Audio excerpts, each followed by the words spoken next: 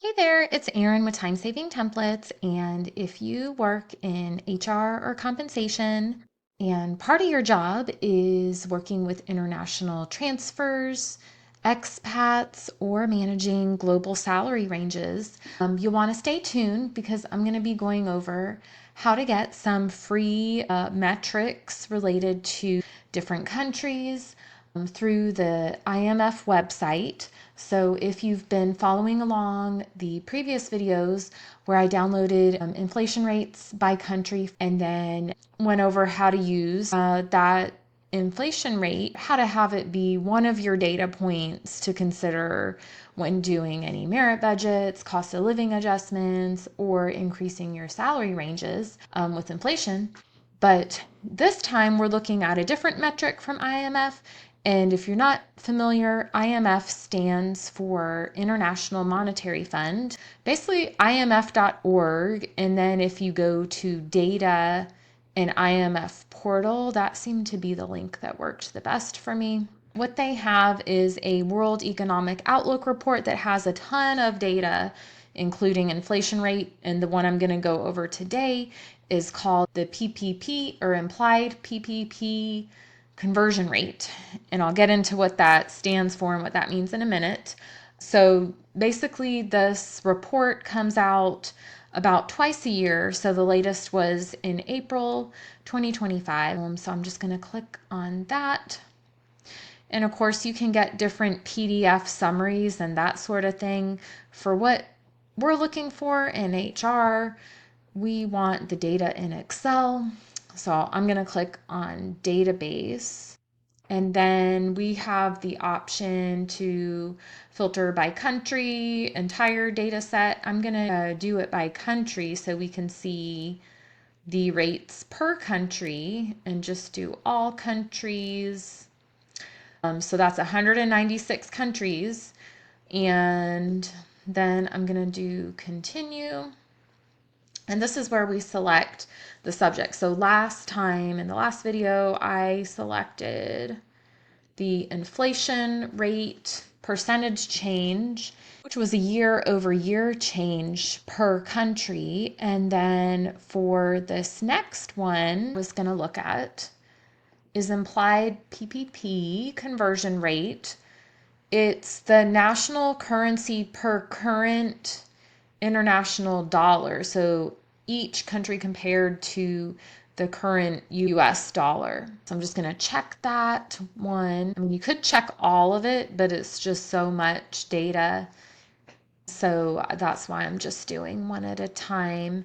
And then just like before, it goes back pretty far.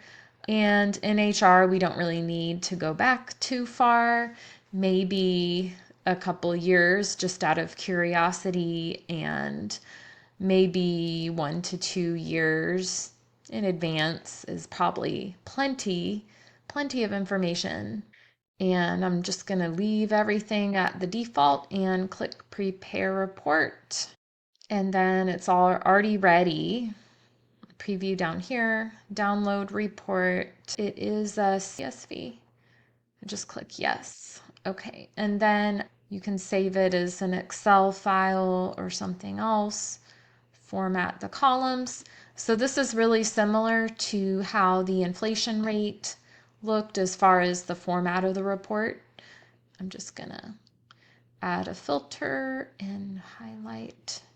You can obviously format the report, whatever works best. Estimate starts after, so some have not been updated in a while.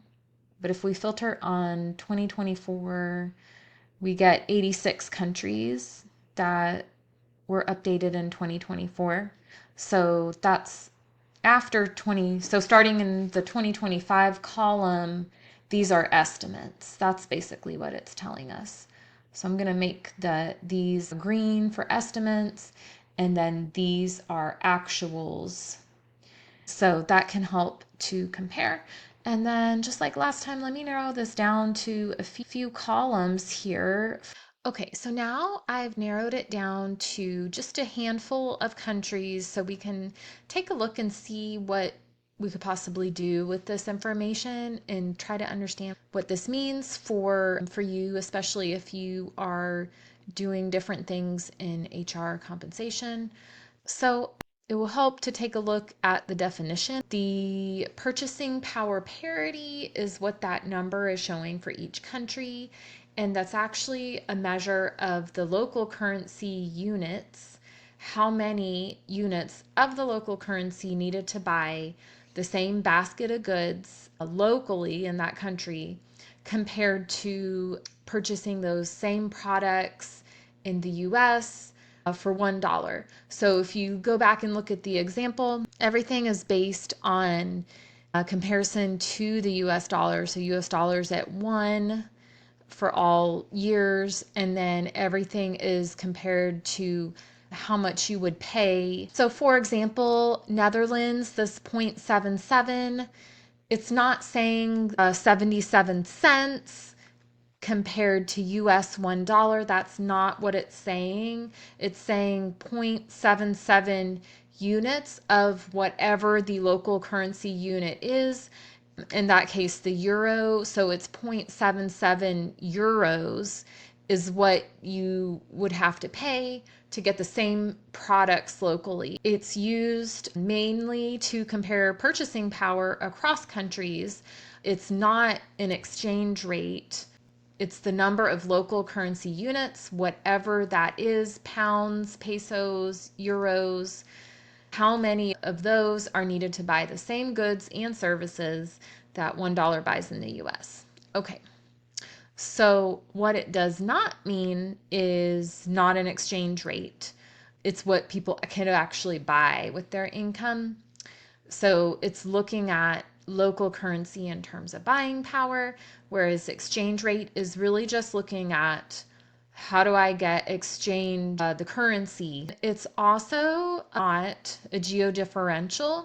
So it's reflecting consumer prices, cost of living, not reflecting salaries or what you should pay for a certain job, just everyday life, how much money or local currency that it takes to purchase the common things.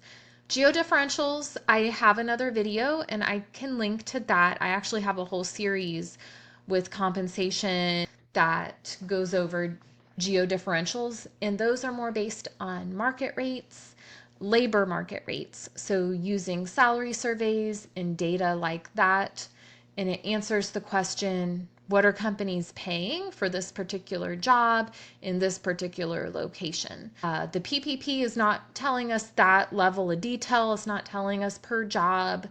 So something to keep in mind, the limitations.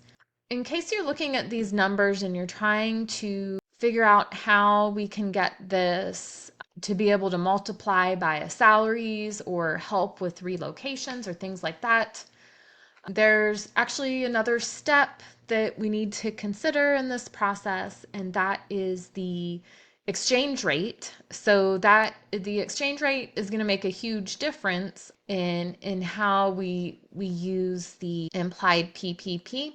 I'll be going over a few examples of how you can do that calculation in the next video, but here's just a sneak peek. You would calculate, you need to get to a price level index, the implied PPP divided by exchange rate, times 100 if you want it in a percentage. Once we get that exchange rate calculated in, it still comes with a warning. It's not a salary differential. You still really need market data and salary surveys to rely on, but this is like an extra data point that can help with certain scenarios. But a general rule of thumb is that once you get the PPP divided by exchange rate, you can then be able to better say that something under 100% is cheaper than the US, about the same is the US, versus something greater than 100% would be more expensive.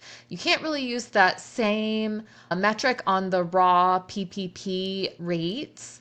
You really have to take into account the exchange rate. So I'm going to be going over that in the next video, so stay tuned for that. So I know that was a lot of information, But also keep in mind that we do have some shortcuts for you here at Time Saving Templates. We have Excel spreadsheet templates that can help with different HR and compensation processes. So if you are looking at making pay recommendations or things like that, we have a bundle. It's called the Base Pay Bundle that I can link to, and we just have a few different templates to help. One is an annual merit increase program, and you want to give like a merit increase matrix that recommends percentages based on different factors like performance rating, and there's like a demo video that goes over that. We also have a promotions and adjustments template included. Everything is set up so the formulas are already there and you just kind of plug in your information, but you can also make your own changes to those files as well. And then pay structure design template is to help with creating different salary ranges and that sort of thing. So if you are looking to save time in that area and you are in need of some spreadsheets to help speed up the process, go check that out. I will link to it in the description. And then our free resources are at timesavingtemplates.com/free resources. And we also have several other video guides. Oh, and managing locations and compensation. This is a 4-part video series that goes more into the difference between cost of living adjustment versus cost of labor and geo zone reviews and things like that. Also, really practical Excel tips on how to do calculations with when you're working with locations in Excel. So until next time, don't forget that I am here to help you streamline and save time when it comes to using your spreadsheets, and I will see you next time.